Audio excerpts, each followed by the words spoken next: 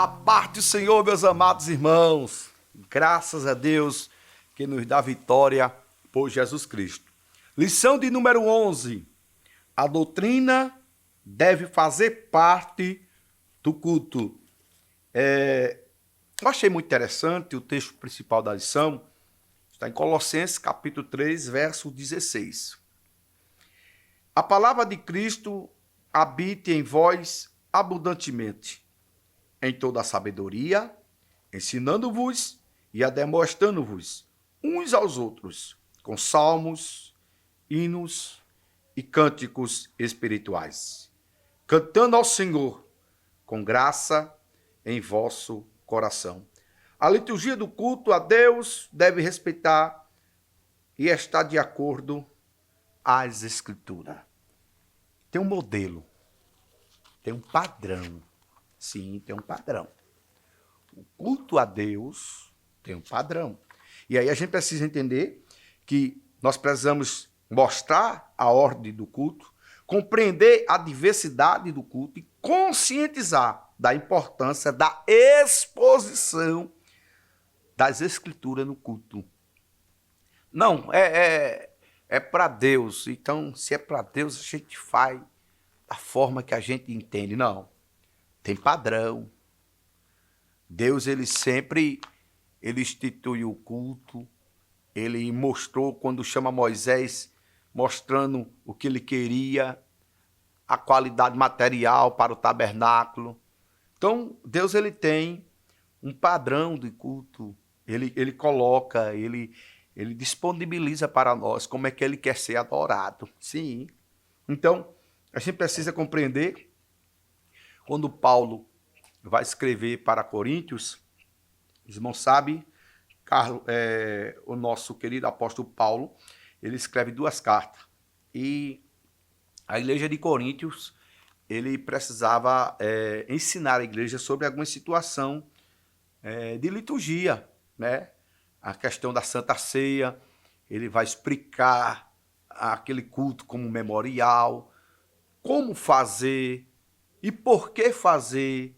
Então, tinha-se o cuidado de mostrar cada culto, a sua característica, o seu trabalho e qual era a finalidade daquilo. E eu acho interessante que no capítulo 14, no texto bíblico, de 1 Coríntios, verso 26, diz: que farei, pois, irmãos? Começa perguntando. Quando vos ajuntais cada um de vós, tem salmos, tem doutrina, tem revelação, tem língua, tem interpretação, faça-se tudo para edificação. Um culto a Deus, Jeová, ele não traz escândalo na esfera social. Quando se reunimos para adorar Deus, Jeová, o nosso culto jamais vai trazer afronta a pessoas, não. Quem confronta as pessoas é a palavra. Quem vai confrontar as pessoas é a exposição da palavra, que vamos tratar no terceiro ponto. Mas aí o primeiro ponto vai falar justamente sobre a ordem no culto, a liturgia, que é importante, né? O serviço, o trabalho, o que isso significa, por que foi importante, foi usado pelo sacerdote levítico.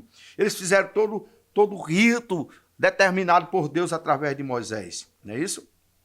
Então é necessário que tenha uma liturgia, é necessário que tenha uma ordem do culto. A declaração de fé das Assembleias de Deus, ela fala sobre isso. E ela diz assim: entendemos que a adoração pública é um encontro com Deus para um diálogo. Nós conversamos com Ele por meio de nossas orações. Olha que coisa interessante.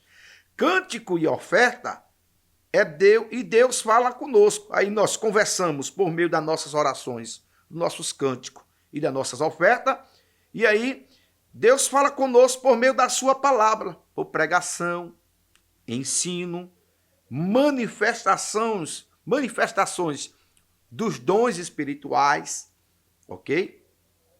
Esse tema é importante e complexo, pois o culto é composto de elementos humanos e espirituais. Daí a necessidade de uma ordem pré-estabelecida como vista a decência e ordem, como está em 1 Coríntios 14:40. Isso é importante colocar como a organização do culto. O culto ele precisa ter pré-estabelecido uma ordem, um direcionamento, porque quem está sendo adorado é o nosso Deus. Aleluia. Elementos do culto é importante que tem oração, louvor, leitura da palavra, exposição das escrituras, testemunho, ofertas e dízimo. Então, todos esses elementos fazem parte do culto. A ordem disso é importante que venhamos a cumprir com um propósito determinado nas escrituras. Então, é importante entender dessa forma que o culto ele tem ordem, ele tem decência e ele tem elementos. O culto ele não pode ser um culto só louvor. O culto ele precisa ter oração, ele precisa ter leitura da palavra, ele precisa ter exposição da palavra, se for necessário, testemunho para acrescentar a fé. A oferta e dízimo faz parte do culto, não é verdade? Isso é um ato de gratidão a Deus, é um ato, o ato do ofertório é o momento que a gente agradece a Deus por Ele ter cuidado da gente, por Ele ser o provedor da nossa vida, não é verdade? O segundo ponto, a diversidade do culto. Aqui tem a questão da palavra grega que indica um vocabulário sobre adoração, ou seja, está ligado a adorar, reverenciar, isso no culto, prostrar-se, curvar-se, reconhecer, celebrar, exaltar a majestade divina. Então, já entendemos aqui, culto não é feito para pessoas, para homens. Não, culto é feito para Deus. E nessa finalidade de eu adorar, o reconhecer a sua grandeza, a sua santidade, a sua glória, né? E aí, nesse texto, nesse contexto e nesse momento tão especial do culto, existe uma necessidade de perdão, de santificação, de alinhamento com os preceitos bíblicos. É o culto do Senhor. Diversidade. A oportunidade de servir a Deus. O culto também é um serviço, né? Tudo quanto vier a fazer na tua mão, faz conforme as tuas forças. Isso agrada a Deus, como de Eclesiastes, capítulo 9, versículo 10. Existe também, dentro desse parâmetro, Paulo fala sobre a diversidade dos dons, de ministérios, operações, e ele trata isso, os irmãos podem observar, em 1 Coríntios, capítulo 12, Paulo ele vai ensinar como usar esses dons no culto.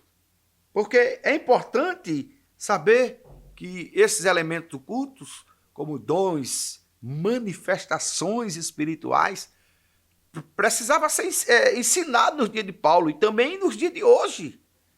Porque muitas das vezes a presença de Deus, a manifestação do Espírito Santo, os dons que Deus deu à igreja, é preciso um ensino, é preciso colocar-se as escrituras à disposição das pessoas frequentes daquele culto para compreender que a manifestação espiritual, a profecia, os cânticos, tudo isso converge para um direcionamento, adorar a Deus, exultar ao Senhor, Deus de todos nós, aquele que é entronizado no céu, que reina para todo sempre, a pessoa mais importante desse culto, a pessoa que é adorado, é Ele que rendemos graça,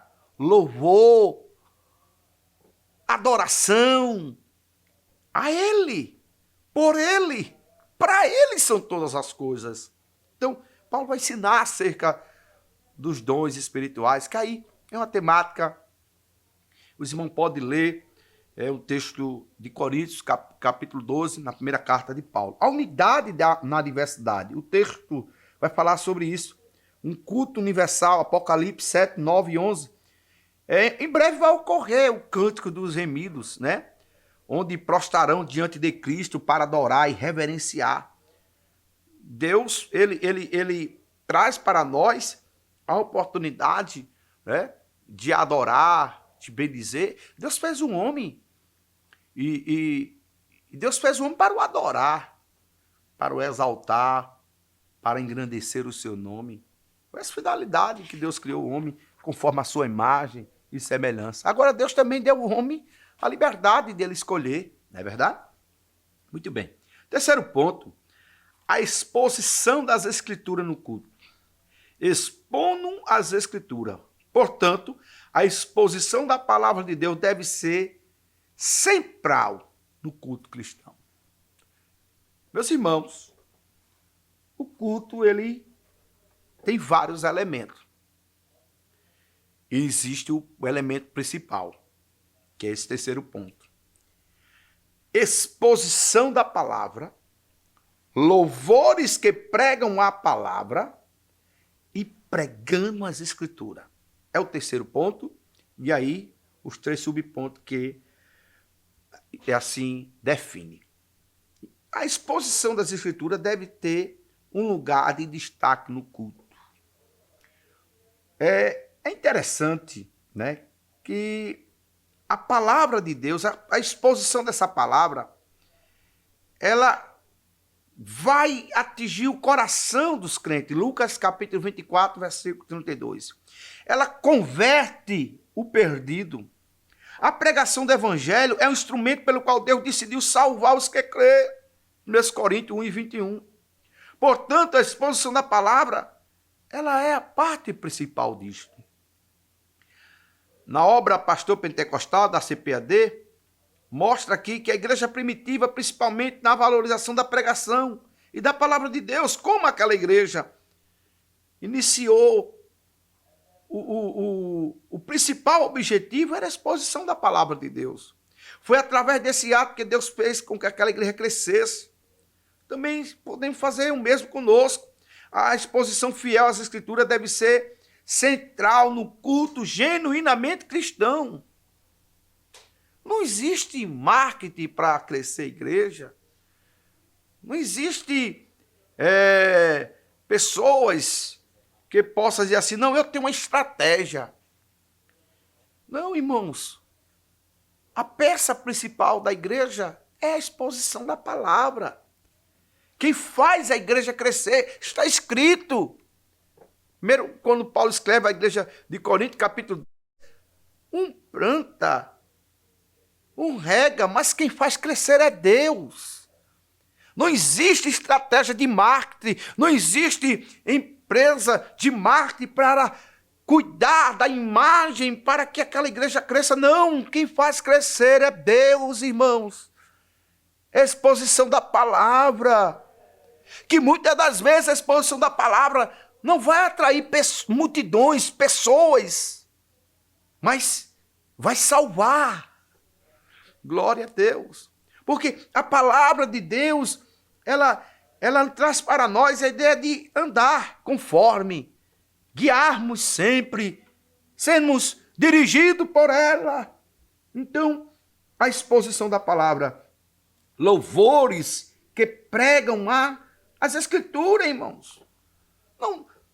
Não podemos ter louvor no culto que não tenha conteúdo para Deus.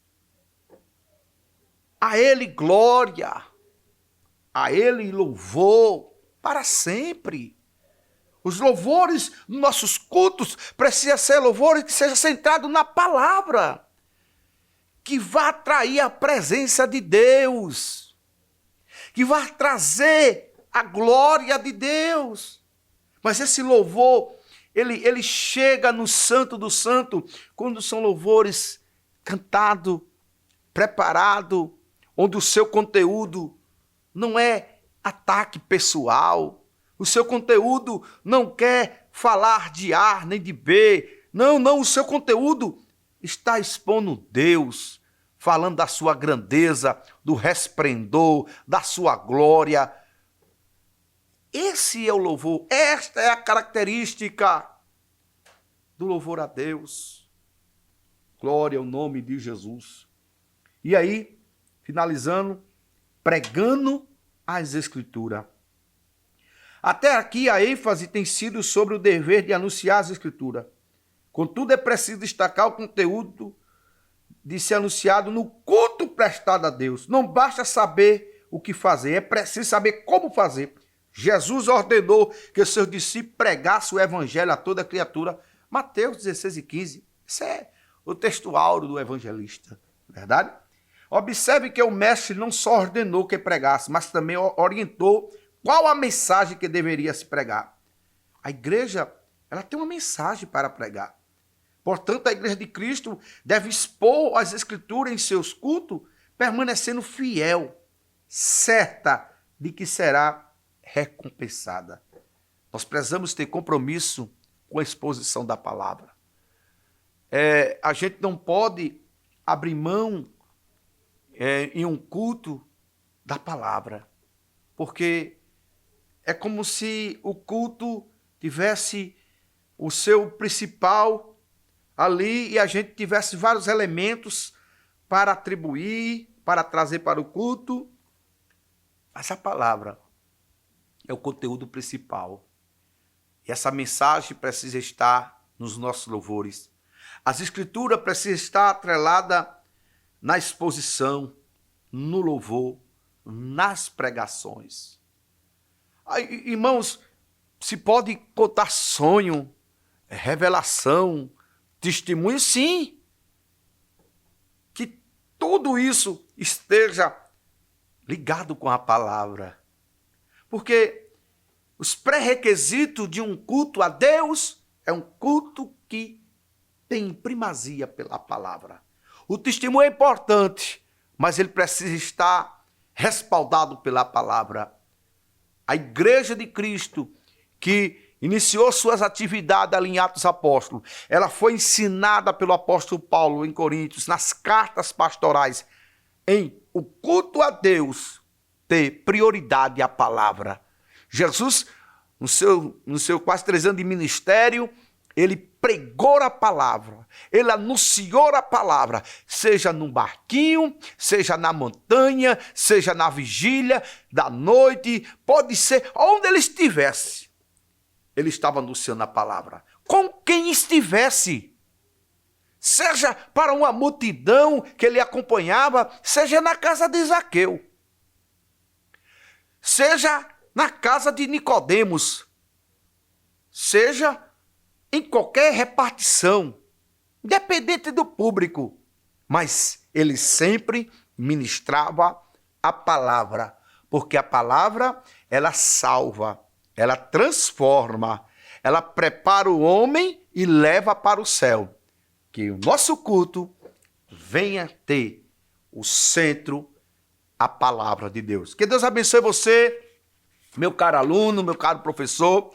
Que Deus continue abençoando a sua aula e abençoando a escola, em nome de Jesus. Deus abençoe a todos, inscreva no nosso canal, dê seu like, curta, compartilhe, seja canal de bênção para outras pessoas.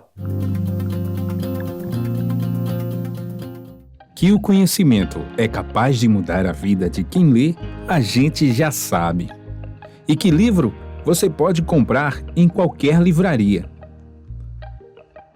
Mas nós transformamos 100% do nosso lucro em mudança de vidas, através da ação social, evangelismo e missões.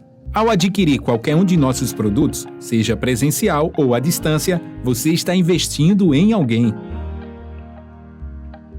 Na próxima vez que você for comprar livros ou artigos evangélicos, não vá em qualquer lugar. Vá na Livraria Arca Missionária. Uma nova história começa quando você compra aqui. Agora você pode fazer a sua contribuição através do Pix. Uma operação rápida, segura e sem custos. Abra o aplicativo do seu banco, clique na opção Pix e em seguida vá na opção Transferência. Depois é só digitar nossa chave Pix, que pode ser o nosso CNPJ 11 120 490 0001 86. Nosso e-mail contribua@eadalp.org.br ou nosso celular 81 98883 2755. Verifique se a contribuição é para a Igreja Evangélica Assembleia de Deus em Abreu Lima, Pernambuco. Confirme a transferência e depois siga o procedimento do seu banco. Anote nossas chaves Pix para não esquecer. CNPJ 11 120 490 0001 86. E-mail contribua@iadalp.org.br. Celular 81 98883 2755. Você está contribuindo para o crescimento da obra de Deus.